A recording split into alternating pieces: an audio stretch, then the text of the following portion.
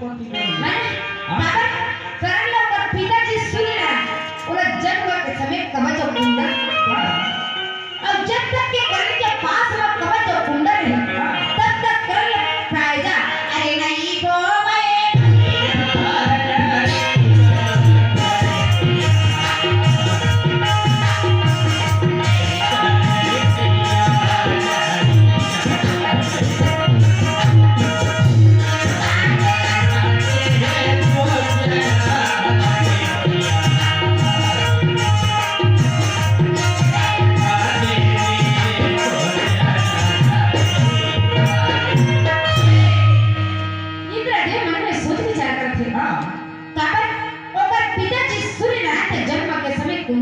अब जब तक के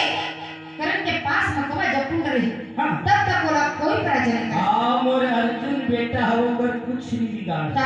हां वो अर्जुन मानभूति के प्रति प्रतिज्ञा घलो अब वो कुंडल रही ना तब तक तो मोर अर्जुन से ओकर कहीं नहीं कर सकता कौवा जब कुंडल रही तब तक के ना करण के कुछ नहीं हो सके अब इन हृदय मन में सोच विचार के विचार करिस मातरी ने कही मातरी चल तुम रथ में जल्दी तैयार कर अब बोला ते करण के पास में लेता इंद्र देव के साथ ही मातरी आगे सुंदर घोड़े के घोड़े अब घोड़े के घोड़े निकाले मातरी से सुंदर रथ में ठाने अब रथ में ठाने इंद्र देव